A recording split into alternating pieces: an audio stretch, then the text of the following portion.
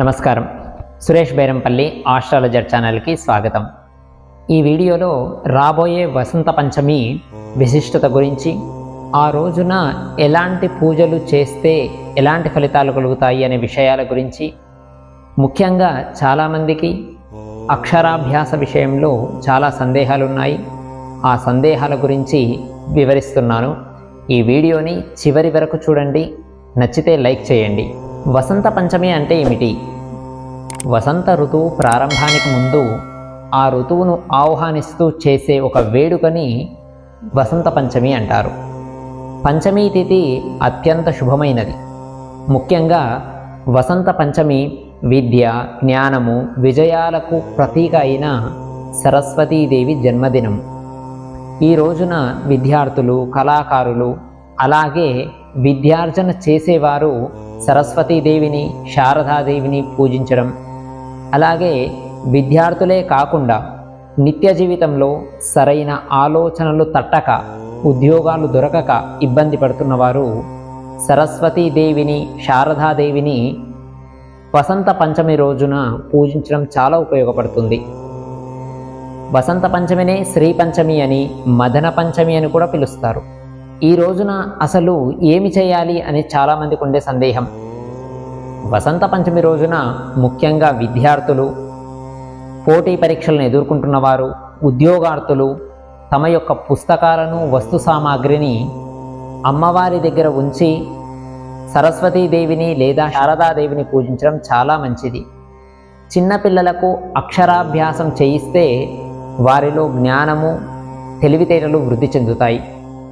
ఈ పంచమి కేవలం విద్యార్థులకే కాకుండా ఎవరైతే సంసార బాధలు ఎదుర్కొంటున్నారో, భార్యాభర్తల మధ్యత అన్యోన్యత సరిగ్గా లేక బాధపడుతున్నారో అలాంటి వారు భార్యాభర్తల అన్యోన్యత కోసము వసంత పంచమి రోజున సౌభాగ్య గౌరీ వ్రతం ఆచరించడం మంచిది. ఈ వ్రతాన్ని ఆచరించేవారు వ్రతం అనంతరం ముత్తైదువులకు సుమంగళి వస్తువులను దానం చేయాలి. అలా చేస్తే భార్యాభర్తల మధ్య అన్యోన్యత పెరుగుతుంది, కుటుంబ సమస్యలు తగ్గిపోతాయి. అలాగే ఈ పంచమి రోజున ఎవరైతే లక్ష్మీ కుబేర వ్రతాన్ని ఆచరిస్తారో ఆ కుటుంబంలో డబ్బు పెరుగుతుంది. కాబట్టి ఆర్థిక సమస్యలతో సతమతమవుతున్న వారు ఈ వసంత పంచమి రోజున లక్ష్మీ కుబేర వ్రతాన్ని ఆచరించే ప్రయత్నం చేయండి. ఈ వసంత పంచమి రోజున స్త్రీలు పసుపు ముఖానికి రాసుకొని స్నానం చేయాలి. అలా చేస్తే మీ లోపల ఆకర్షణ శక్తి పెరుగుతుంది. అంతేకాకుండా అంతర్గతంగా ధైర్యం పెరుగుతుంది. మరొక సందేహం ఏమిటంటే, ఈ సంవత్సరము వసంత పంచమి ఏ రోజున వస్తుంది అని. 2025వ సంవత్సరము వసంత పంచమి ఫిబ్రవరి 3వ తేదీ సోమవారం రోజు వస్తుంది. ఆ రోజున ఉదయం 9:30 నుండి 10:30 మధ్య చాలా శుభ సమయం. అంతకుముందు రాహుకాలం ఉంటుంది. ఉదయం 9:30 నుండి 10:30 మధ్య అక్షరాభ్యాసాలు చేయించడము, గౌరీ వ్రతాలు ఆచరించడం, కుబేర లక్ష్మీ వ్రతాన్ని ఆచరించడం చాలా మంచిది. ఆ రోజు ఉదయం 11 గంటల వరకే పంచమి ఉంది కాబట్టి అంత లోపుగా వీటిని పూర్తి చేయండి. ఇంకొంతమందికి ఉన్న సందేహం ఏమిటంటే, అక్షరాభ్యాసాలను చేసేవారు ఇంట్లో చేసుకోవద్దా, క్షేత్రాలలోనే చేయాలి అని మరొక సందేహం. అక్షరాభ్యాసము అనేది ఇంట్లో చేయవచ్చు, దగ్గరలో ఉన్న దేవాలయాలలో చేయవచ్చు, లేదా క్షేత్రాలలో చేయవచ్చు. ఇంట్లో చేసేవారు పురోహితుని పిలిపించుకొని ఆ యొక్క అక్షరాభ్యాస కార్యక్రమాన్ని నిర్వహించండి. గణపతి పూజ, పుణ్యవాచనం చేసి సరస్వతీదేవి ఆరాధన తర్వాత అక్షరాభ్యాస కార్యక్రమాన్ని నిర్వహిస్తారు. దగ్గరలోని దేవాలయాలలో ఎలాగూ పురోహితులు ఉంటారు. కొంతమంది అమ్మవారి క్షేత్రాలకు వెళ్ళి ఈ కార్యక్రమాలను చేయిస్తూ ఉంటారు. అలా చేయించడం మంచిదే, కానీ అందరికీ వీలు కాదు కదా. వీలు కాని వారు ఇంట్లో చేయించుకోవచ్చు, దగ్గరలో ఉన్న దేవాలయాలలో చేయించుకోవచ్చు. కొంతమంది సామూహికంగా చేస్తున్నారు. అలా చేసినప్పుడు శ్రద్ధ, భక్తి తగ్గే అవకాశం ఉంది. గుంపులో గోవింద అన్నట్టు శ్రద్ధ, భక్తి లేకుండా చేయడం కంటే శ్రద్ధతో, భక్తితో చేయించుకోవడం శ్రేయస్కరం. ఇంకొకటి, ఈ అక్షరాభ్యాసం చేసేవారికి వయస్సు ఎంత ఉండాలి అని.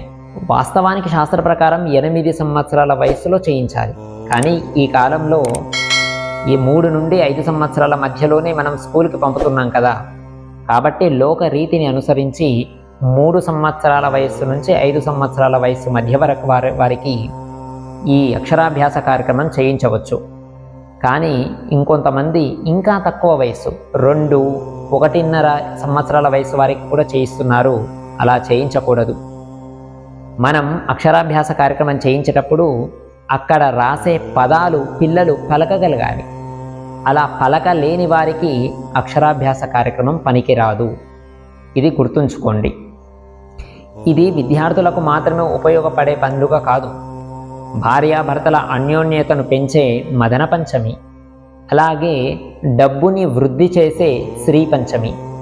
ఈ పంచమిని మనం ఎంత బాగా ఉపయోగించుకున్నాము అనే దాన్ని బట్టి మనకు సత్ఫలితాలు ఉంటాయి. ఆర్థిక సమస్యలు ఎదుర్కొంటున్న వాళ్ళు, కుటుంబ సమస్యలు ఎదుర్కొంటున్న వాళ్ళు, విద్యార్థులు ఈ రోజున ఆయా వ్రతాలను ఆచరించండి. ఒకవేళ ఇంట్లో ఏ కార్యక్రమం చేసుకోలేని వాళ్ళు అమ్మవారి ఆలయాలను సందర్శించండి. తద్వారా అమ్మవారి కృపను పొందండి. మీకు అవసరమైన సమాచారాన్ని ఈ వీడియోలో నేను మీకు అందించాను అనుకుంటున్నాను. ఇంకా ఏదైనా సందేహాలుంటే కామెంట్లో తెలియజేయండి. మరొక వీడియోతో మీ ముందుకు వస్తాను.